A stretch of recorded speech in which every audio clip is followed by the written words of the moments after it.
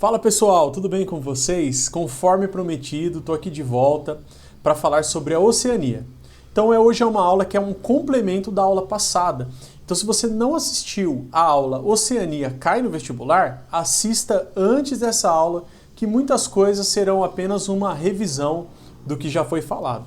Bom, estou aqui nesse cenário maravilhoso, aqui com este mar ao fundo, e agora vou apresentar para vocês algumas imagens e alguns destaques que eu peguei sobre a Oceania. Só para complementar o tema da aula passada, então. Vamos lá, pessoal?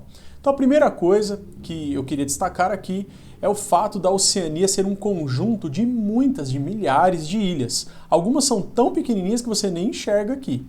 E é engraçado que os países, eles são delimitados por essas linhas verdes imaginárias. Então isso tudo aqui é o Kiribati.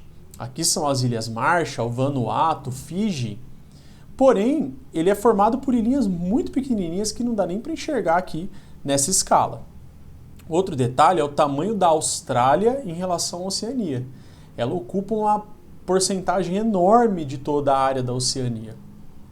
E também destacando que tem 3 países que são um pouquinho maiores assim do que os demais. O Papua Nova Guiné, a Austrália, que é muito maior, e também a Nova Zelândia, quando comparado aos outros que são bem pequenininhos. Outro detalhe bem interessante sobre a Oceania é o fato da linha internacional de data passar justamente aqui nesse continente. E alguns países têm ilhas, como é o caso de Kiribati, que de um lado da ilha é um dia, do outro lado da ilha são 24 horas de diferença, como você já aprendeu na aula de cartografia sobre fusos horários. Vamos para a próxima tela. A Oceania ela pode ser dividida em regiões. A Austrália sozinho já é como se fosse uma região, de tão grande que ela é. Daí tem a Polinésia, que são muitas ilhas, dentre elas a Nova Zelândia, a Micronésia, que são ilhas pequenininhas, e a Melanésia, que recebe este nome por conta da melanina, que é o que dá a tonalidade de pele mais escura nos povos que vivem nessa região. E aqui vocês podem notar que tem Papua Ocidental e aqui é Papua Oriental, onde é Papua Nova Guiné. Papua Ocidental já é uma ilha que pertence à Indonésia. Então daqui para cá é Ásia, daqui para cá é Oceania. Continuando, eu escolhi essas imagens das seleções de futebol dos times ali, de alguns times, de algumas seleções da Oceania, para mostrar a diversidade étnica e cultural que existe nessa região do planeta. Então vejam que a seleção da Austrália, por exemplo, os jogadores, a maioria com a pele branca, Nova Zelândia, isso é reflexo da colonização feita pelos ingleses. Lembra que eu falei para vocês que é o novíssimo mundo? Foi o último continente a ser colonizado, tá? Então aqui tem os australianos, os neozelandeses, e aqui já é a seleção de Vanuatu, e aqui é a seleção de Papua Nova Guiné. É legal, sempre que você quiser conhecer um pouquinho sobre a diversidade étnica de um país, você dá uma olhada na seleção. Lembrando que no caso de muitas seleções europeias, os imigrantes eles tomaram conta ali dos times por conta de sua habilidade, seu empenho, sua força física e tudo mais. É o caso, por exemplo, da seleção francesa, que tem muitos imigrantes africanos na sua composição. A Oceania ela está localizada nesta região do planeta e notem que a Austrália ela fica no centro da placa tectônica, dessa placa indo-australiana. Já a Nova Zelândia está bem no limite, na região de limite de placas, e várias ilhinhas também, como eu já falei para vocês na aula anterior. Vocês estão vendo que legal? A gente viu os exercícios do vestibular e praticamente o que tinha ali era a essência do que está aqui nas imagens que eu estou mostrando para vocês. Muito bem, pessoal. Aqui está um mapa da Austrália. A região central da Austrália é formada por bacias sedimentares e então é por isso que é encontrado o carvão mineral aqui nessa região, que é um combustível fóssil. Já essas áreas que são pintadas aqui de laranja mais escura são áreas de planaltos, e nesses planaltos muitos deles são cristalinos, como é o caso daqui, essas montanhas antigas, e essas montanhas elas têm uma grande quantidade de recursos minerais. O setor primário para a Austrália é muito importante em sua economia. O setor terciário também. O setor secundário é um setor forte, bem tecnológico. Mas o que caracteriza muito a Austrália são as atividades de mineração e também as atividades agropecuárias, além dos setores do setor terciário e setores de alta tecnologia. Então, mais um aprendizado que talvez você já sabe, você já conhece isso de aulas anteriores. Recursos fósseis, carvão, petróleo e gás, apenas em áreas sedimentares. Tem isso carvão na Austrália por conta de ter áreas sedimentares. E minerais metálicos, pedras preciosas, então a Austrália tem manganês, ferro, a bauxita também, são encontrados em áreas de escudos cristalinos. Outra coisa, olha lá, de mais uma vez, vimos no exercício, estamos vendo agora aqui na aula. Esta porção do território da Austrália é um grande deserto. Isso acontece por causa da alta pressão atmosférica. Existe uma célula de alta pressão atmosférica nesta porção do planeta, justamente aqui ao sul do Trópico de Capricórnio, que é o principal fator de formação deste grande deserto, que é o grande deserto australiano. Além disso, do lado de cá tem corrente marítima fria, que contribui também para a redução da umidade na porção ocidental da Austrália. Já na porção oriental, o clima predominante é o clima tropical e equatorial, mais ao norte, e temperado subtropical, mais ao sul. A Zelândia, outro assunto que apareceu lá nos exercícios que eu aproveitei para citar para vocês, ela está destacada aqui por esta linha pontilhada, e vejam que a Nova Zelândia é a parte da Zelândia que está acima do nível do mar. Outra característica também, para recapitular, foi falado na aula passada, a Grande Barreira de Coral da Austrália. Aqui só para a gente conferir, 2.300 quilômetros de extensão. Ela tem cerca de 2.900 recifes, 600 ilhas continentais, 300 atóis de coral. E ela sofre aí alterações por conta do aquecimento global e também da poluição. Aqui na reportagem fala sobre o fenômeno El Niño, porque o El Niño ele é um aquecimento anormal das águas do Pacífico, porém lá no Chile.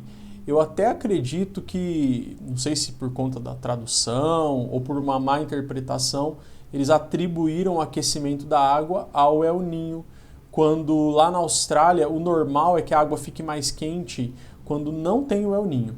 Tá? Porque a água ela tem toda a questão dos ventos ali em altitude. Bom, mas nós não vamos entrar nesse mérito agora.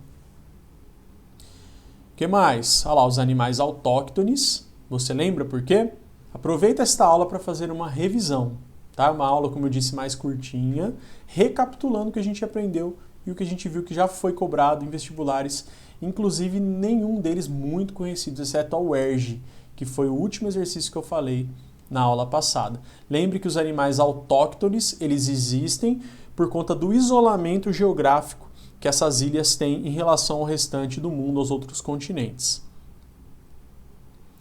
Os aborígenes são os povos que viviam originalmente ali na região da Oceania. Na Austrália, os aborígenes eles eram 750 mil pessoas, subdivididos em 500 grupos e cerca de 300 línguas diferentes. E atualmente apenas 1% da população da Austrália, que vive atualmente na Austrália, é aborígene. Existe um cuidado para que os aborígenes eles voltem a ter ali um papel mais significativo na composição da população australiana, principalmente da galera que vive assim no centro da Austrália, mais nas regiões semiáridas e desérticas. Então há um cuidado para preservar a sua cultura, as suas tradições. Mas ainda assim nós podemos dizer que houve um grande extermínio da população aborígene da Austrália na época da colonização. A distribuição da população, que também foi citado, que a população é mais concentrada aqui no litoral leste, ou seja, a porção oriental da Austrália e também no sudeste da Austrália. Isso também, o clima interfere muito, assim como ele interfere na distribuição das atividades econômicas na Austrália. Vejam que a produção de trigo aqui na região de clima temperado, subtropical, aqui a produção de culturas tropicais e até culturas mediterrâneas. A Austrália, se você não sabia, é um produtor de vinhos de excelente qualidade. Até na Nova Zelândia também tem a produção de vinhos. Acabei repetindo o mapa aqui. Vamos lá. E para encerrar, falar um pouquinho sobre a Nova Zelândia. Não tem assim muito o que falar, apesar de ser um país maravilhoso, que renderia uma aula inteira, mas focando no vestibular, alguns pontos apenas que nós vamos destacar. Primeiro, que é um país que tem atividade vulcânica, montanhas e risco de terremotos, por conta de estar próximo ao limite de placas tectônicas. Segundo, que é um país altamente desenvolvido, mas que o setor agropecuário ele é muito significativo para a economia da Nova Zelândia, gente. O rebanho de ovinos da Nova Zelândia ocupa 50% da área ali de produção pecuária da Nova Zelândia e é o quarto maior do mundo, apesar do país ser pequenininho. Então ele é um grande exportador de lã e também de produtos laticínios, tá? Tudo que envolve leite, queijos, a Nova Zelândia ela tem esse destaque. Lembra que eu falei também das uvas vinícolas, né? Quem vivia originalmente na Nova Zelândia eram os maoris. E ainda hoje existe ali cerca de 14% da população da Nova Zelândia que é considerado maori, muito mais do que os aborígenes na Austrália. Talvez seja por isso que a seleção de rugby da Nova Zelândia, como eu falei para vocês, ela tem uma presença marcante de muitos descendentes de maoris, o que mantém a tradição também do haka, que é aquele ritual que eu falei para vocês na aula anterior. Então aqui para destacar para vocês, a Ilha do Norte e a Ilha do Sul são as ilhas que compõem a Nova Zelândia.